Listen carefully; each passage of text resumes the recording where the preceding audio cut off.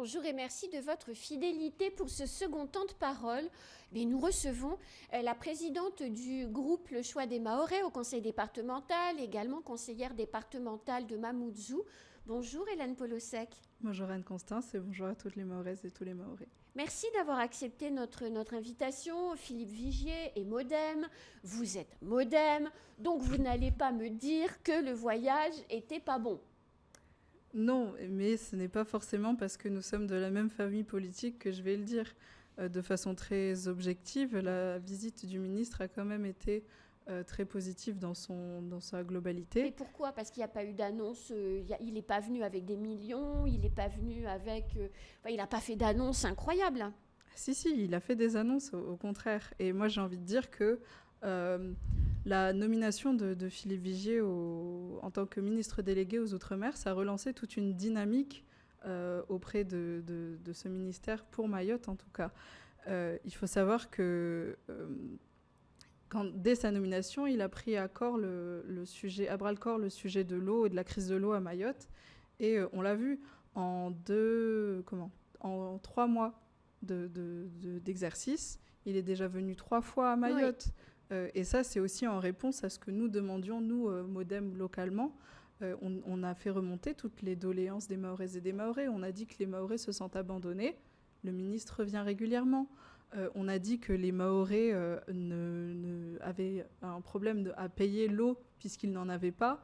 Il y a eu l'annonce de la prise en charge des factures d'eau par l'État. Mais ce n'est pas cette fois-ci qu'il l'a annoncé. On a continué à dire au MODEM Mayotte que ce n'étaient pas seulement les personnes vulnérables qui étaient touchées par cette crise de l'eau, mais bien toute la population. On a eu l'annonce de l'élargissement de la distribution des bouteilles d'eau d'abord au public scolaire et ensuite à tout le monde à partir du 20 novembre. Ça, c'est des annonces très concrètes. C'est des annonces sur le très court terme, on est d'accord. Mais ça vient en plus de tout ce qui avait été annoncé avant. La prise en charge par l'État à 100% des forages, entre autres, et il y a aussi tout le traitement de tous les déchets plastiques qui sont engendrés par la distribution de ces bouteilles d'eau. Donc, très concrètement, moi je pense que cette visite a été très positive. Vous parliez de venir avec plusieurs millions. Le ministre a annoncé, il y avait le recteur tout à l'heure, 130 millions d'euros par an sur 5 ans pour l'investissement dans les collèges et les lycées. On le sait. En tout cas, ça a été écrit dans le projet de loi finances et 50 millions supplémentaires pour les mairies, pour les écoles maternelles et élémentaires. Donc oui, le ministre vient avec de l'argent. Maintenant, il y a aussi cette prise en charge de factures, c'est un montant conséquent. On parle de 12 millions d'euros. 12 millions d'euros, c'est le montant, par exemple, pour la mise en œuvre du schéma d'entretien et de restauration des rivières du conseil départemental. 12 millions d'euros, ce n'est pas rien. Et donc, c'est très important qu'on puisse voir ce qui est positif. Moi, j'ai envie de dire que, et ce n'est pas moi qui le dis en tant que membre du MODEM, je l'ai entendu de la part de membres de collectifs, de syndicats, qu'ils redonnent de l'espoir aux Mahoraises et aux Mahorais. Et ça, c'est une chose tellement importante pour nous qui n'en avions plus. En tout cas, une chose est certaine, il va préférer venir à Mayotte qu'aller en Guadeloupe, parce que l'accueil qu'il a eu quand même au collège de Koualé, en marge de la séquence vaccination, où il a été accueilli par une haie d'honneur d'enfants qui chantaient et qui faisaient une sorte d'ovation lors de son passage, c'est quand même vachement plus sympa que les camouflets reçus en Guadeloupe. J'ai envie de dire, c'est aussi propre à notre identité mahoraise. Nous sûr. sommes un peuple ultra chaleureux. Oui, donc c'est vrai, c'est vrai. On sait accueillir. Et pourtant, les problèmes que nous avons avec Je fais bouillir l'eau, c'est la même chose qu'en Guadeloupe, en réalité. Qu'est-ce qui explique la différence ? On est trop gentil, on accepte trop. Pourquoi est-ce que sur le même fait, c'est-à-dire faire bouillir l'eau avant de pouvoir la consommer, d'un côté, le ministre en Guadeloupe se fait huer, limite insulter quand même, et chez nous, ici, on lui dit presque merci et on l'ovationne. Il y a deux poids, deux mesures. C'est pas tout à fait ça, mais il faut savoir que, en tout cas, notre relation avec l'Hexagone, elle diffère, que ce soit ici à Mayotte ou aux Antilles en général. On peut mettre ça en partie sur l'histoire. À Mayotte, nous avons fait le choix de devenir français et nous n'avons pas subi la colonisation. Donc c'est pour ça aussi que nous n'avons pas, comment dire, j'ai pas envie de dire réflexe, mais presque de dire « Ah, ça c'est un comportement de colon, on n'accepterait pas ça dans l'Hexagone ». Quand il n'y a pas d'autre choix, malheureusement, c'est comme ça. Mais moi, j'ai envie de dire, l'État, là, est en train de vraiment prendre à bras-le-corps cette crise de l'eau, quitte à se substituer aux élus locaux qui n'ont pas été à la hauteur ou qui ne sont pas à la hauteur. Alors justement, vous êtes un élu local, Tout à fait. on le voit bien, c'est l'État qui est à la manœuvre dans la gestion de cette crise de l'eau et sur le côté opérationnel, avec le préfet Gilles Cantal qui pilote, le préfet Suquet qui est mobilisé H24 également sur le dossier, les services de l'État qui sont à la manœuvre, les millions de l'État aussi, et on a l'impression encore une fois que le syndicat des eaux ne fait pas grand-chose. Visiblement, ils se sont fait remonter les bretelles, encore une fois, par Philippe Vigier pendant les 48 heures qu'il a passées là. Pourquoi, Hélène Polossec, on n'entend pas les élus locaux ? Moi, j'essaye aussi de le comprendre. À mon niveau, je ne suis pas exécutif. Non, le conseil départemental ne l'est pas, effectivement. Voilà, je vais d'abord parler de ma maison, le conseil départemental. Effectivement, sur ce sujet-là, on est aux abonnés absents. J'avais pas forcément prévu d'en parler, mais je vais donner un exemple très concret pour vraiment illustrer la passivité de l'exécutif départemental dans cette gestion de crise de l'eau. J'avais organisé pour le président Ben Issa Ousseni, je ne suis pas exécutif, donc j'ai organisé pour Ben Issa Ousseni un rendez-vous au ministère de la Transition écologique avec Sarah El Haïry qui pilote le plan eau qui est sorti en mars 2023 pour qu'on puisse réfléchir à un cofinancement de nos différents schémas. Je parlais tout à l'heure du schéma d'entretien des rivières, par exemple. Qui est essentiel aussi dans la crise de l'eau. Et bien évidemment, on est sur le grand cycle de l'eau. Donc l'entretien des rivières et le reboisement, il faut le faire. Sauf que là, on ne se bouge pas. Mais sur ce rendez-vous-là, moi, j'étais à Paris quand ce rendez-vous a été organisé. Ben Issa devait me rejoindre à Paris. Sauf que j'apprends, en le voyant tout sourire sur une photo, qu'il n'a pas pris l'avion et qu'il a décidé de ne pas venir. Il ne m'a pas prévenu. Enfin, à un moment, il y a deux poids, deux mesures aussi de ce que font les élus locaux. Qu'est-ce qui est plus important, faire une photo dans une inauguration ou venir défendre son schéma pour être cofinancé ? Moi, je pense qu'il y en a marre des élus selfie à un moment. Et donc, cette demande-là, on entend le département dire sans cesse il n'y a pas d'argent, il n'y a pas d'argent, il n'y a pas d'argent. Mais quand on organise les rendez-vous pour aller chercher de l'argent, ils ne viennent pas. Enfin, c'est gravissime. Et donc, ça montre bien la passivité des élus locaux sur cette question. En tout cas, la passivité de l'exécutif départemental sur cette question de gestion de la crise de l'eau. Maintenant, pour ce qui est du syndicat des eaux, le département n'y siège pas. Moi, je ne suis pas élue municipale, donc je ne connais pas forcément toutes les prérogatives de ce syndicat. Oui, mais Hélène Polossec, vous le voyez bien, vous l'entendez dans l'actualité. Pas de son, pas d'image du syndicat des eaux, pas de son, pas d'image des élus locaux sur la question de l'eau. Les seuls qui parlent, c'est la SMAE pour expliquer et publier les plannings de tours d'eau, et heureusement qu'ils le font d'ailleurs. Ils ne sont pas toujours respectés.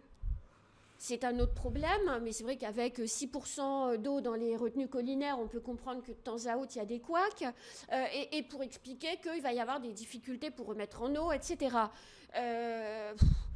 C'est pas normal. C'est pas normal d'envoyer la SMAE au charbon et de ne pas assumer ses responsabilités d'élu, Hélène. Je suis tout à fait d'accord, et c'est pour ça que, en tout cas, nous, à notre niveau, dans mon groupe, on essaye d'agir tant qu'on peut.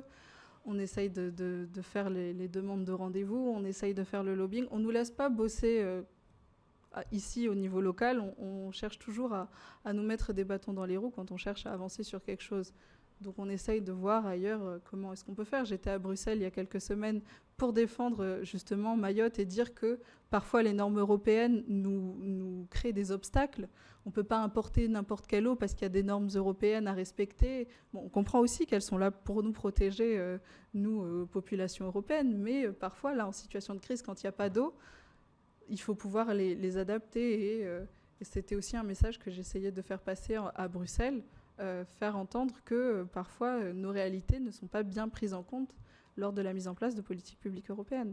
Mais voilà, en tout cas, il faut savoir que nous, au MODEM, que ce soit au niveau national, c'est-à-dire auprès de nos cadres, auprès de nos ministres, ou au niveau européen, on fait tout le lobbying nécessaire pour chercher des solutions pour les Mahoraises et pour les Mahorais.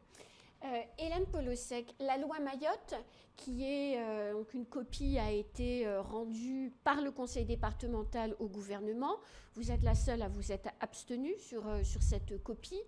Copie qui maintenant fait des allers-retours entre les différentes administrations. Enfin, en tout cas, le travail est en cours pour l'améliorer en quelque sorte. Pourquoi vous ne l'avez pas voté? Est-ce que ce n'était pas important d'avoir, au-delà de vos désaccords qui étaient entendables, est-ce que ce n'était pas important quand même d'envoyer au gouvernement un message fort d'unité? L'unité, quand il s'agit derrière de l'avenir de Mayotte, faut quand même prendre les responsabilités. Moi, j'assume parfaitement le fait de m'être abstenue. Ça ne veut pas dire que je suis contre la contribution qui a été faite. Bien au contraire, j'ai poussé tant que j'ai pu pour que la quasi-totalité, en tout cas le maximum des propositions soient prises en compte dans le texte qui sera proposé par le gouvernement. Maintenant, quand il s'agit de l'élaboration d'un projet de loi, c'est le gouvernement qui doit rendre d'abord sa première copie, ensuite le département doit donner son avis. Le département a voulu prendre les devants en faisant quelque chose qui n'est pas forcément de ses compétences, en écrivant un... Oui, mais c'est Elisabeth Borne qui l'avait demandé. Elle avait demandé à Mayotte de pouvoir faire des propositions. C'est écrit dans le texte du CIOM d'ailleurs. Et les propositions qui sont faites dans cette contribution étaient déjà connues. C'est les 101 mesures qui ont servi à l'écriture du contrat de transition et à 1,6 milliard. Ils étaient basés sur les 101 propositions qui avaient été faites par la population de Mayotte. C'est juste un nouveau document où on a rappelé un certain nombre de choses. Maintenant, moi, j'ai aussi décidé de m'abstenir puisque pour moi, ce travail n'était pas abouti. Ça a été dit, on a consulté tout le monde. Sauf qu'il y a encore quelques jours, on entend les syndicats dire « nous, on n'a pas été consultés, on ne nous a pas laissé le temps pour faire notre contribution ». Pareil pour les différents collectifs où il y a eu une réunion. Est-ce que ça suffit? Moi, je ne pense pas. Et donc, moi, je ne suis vraiment pas contre cette contribution, hein, loin de là, mais il y avait tout un travail de priorisation à faire dans les 100 propositions de ce texte. Quelles sont les plus importantes? On ne sait pas. Quels sont les points non négociables? On ne sait pas. Ce travail n'a pas été fait. Donc on a rendu une copie. En plus, ça a été dit par le président au ministre quand il a rendu sa copie. Prenez ce que vous voulez là-dedans. Ça ne fait pas très sérieux. Et pourtant, c'était un membre de votre groupe qui en était le rapporteur principal.